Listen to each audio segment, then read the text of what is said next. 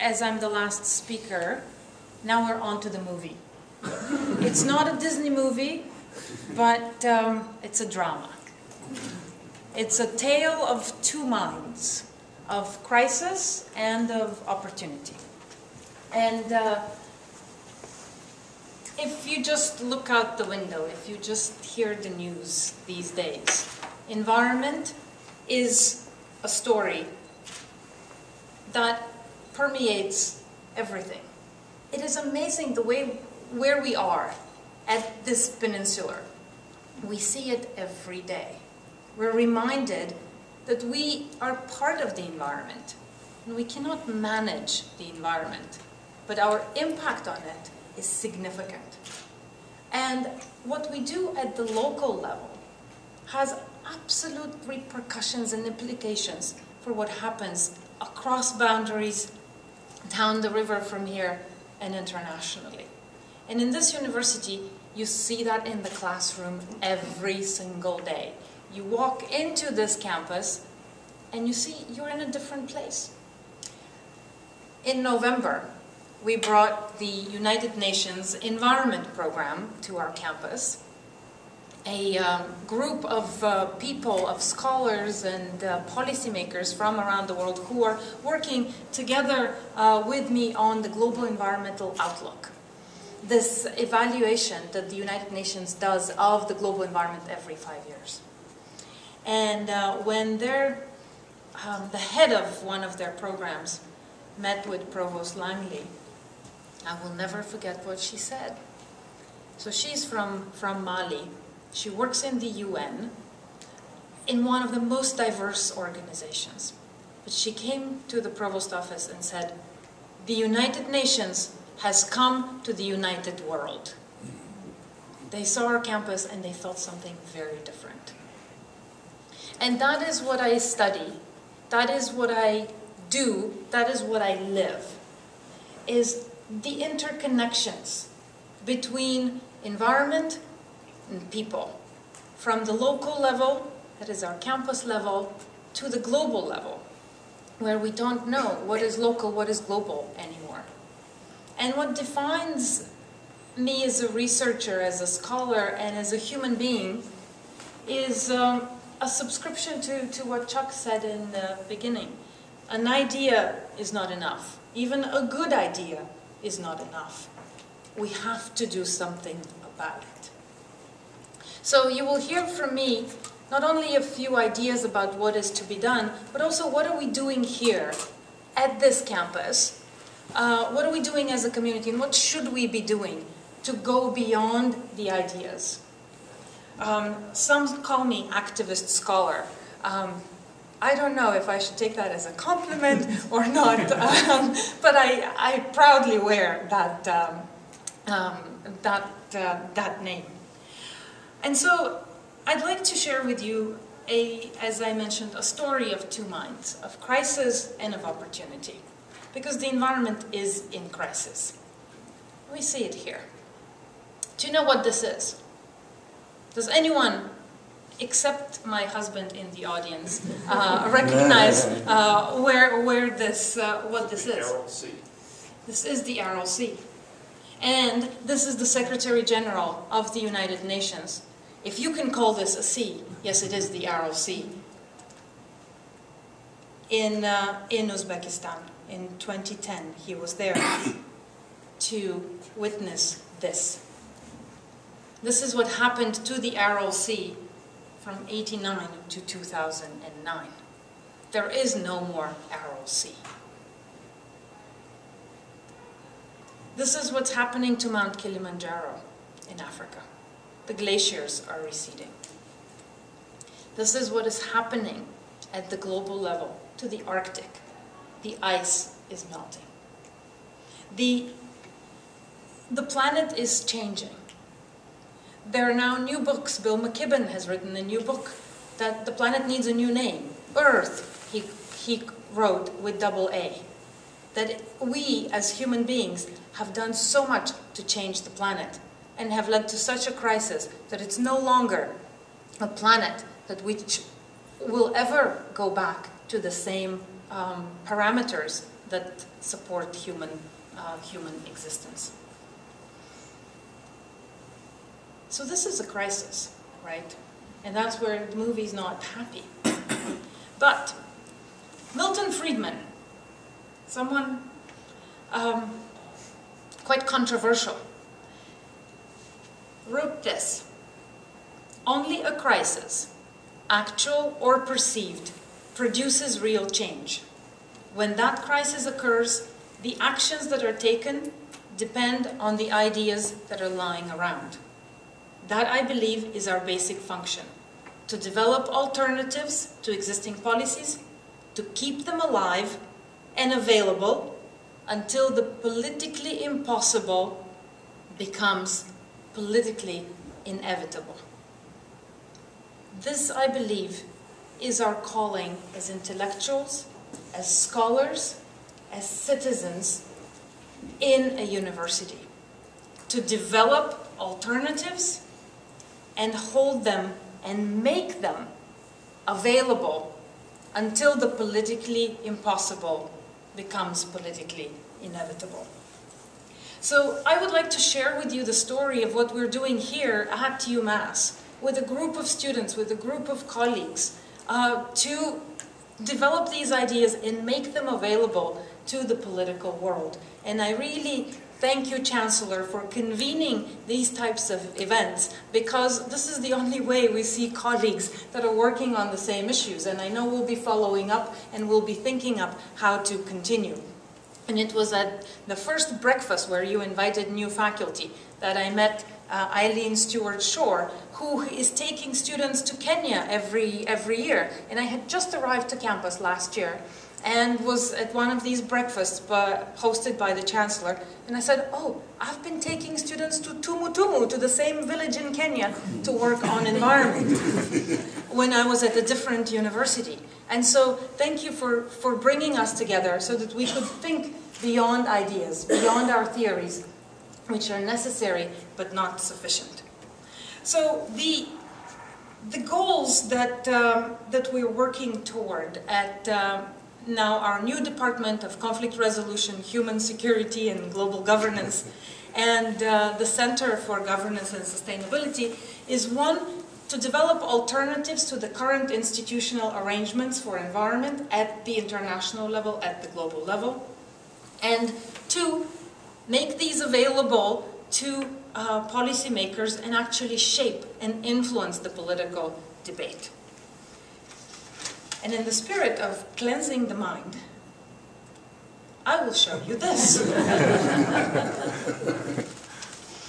This is, and I have not produced this, I do not have the aptitude to produce a graph so impossible to understand. So do not even try. The purpose is, yes, to make your eyes glaze. But this is what the UN inspection unit actually did to graph the environmental governance system in the United Nations. There are two narratives about this institutional governance structure. One narrative is, isn't it great? We have so many international institutions now that are working on environment. A lot of them. That means environmental issues have greater focus, there's more attention in the media, in government, they have more resources, and we're going to do better. Looking at the same graph, the other narrative is, isn't it horrible? There are too many institutions with overlapping mandate. We do not know which direction accountability goes. They are competing for the same political attention, for the same resources from the same 20 governments in the world. And the public actually doesn't understand this, doesn't care about the environment anymore. So there are these two competing narratives about the same reality. And governments today, and I actually mean literally today, in New York are debating what to do about this. This week and next week are governments are in meetings in New York debating how to reform this structure for the international environment. And they have moved from the first narrative of this is all great to the second narrative, this is problematic. The problem is they don't know what to do about it. And so that's where we come in. As academics, as researchers, but also as citizens. So throughout the research, in many basements of organizations with sometimes dusty and sometimes moldy boxes, what we have done is straighten out the narrative, straighten out the history of the environmental system. How were these organizations established? Why? What have they achieved? Secondly, our contribution has been to map out the financial resources. Actually, I just missed one.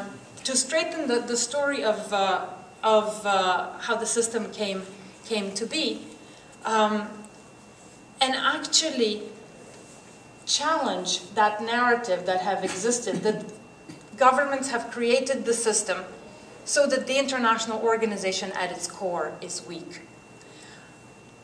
We've brought new empirical evidence to show that the initial vision behind the creation of the UN Environment Program, UNEP, was much more ambitious, much more challenging than we had imagined, and that it was the United States that led the charge in creating the anchor institution for the global environment.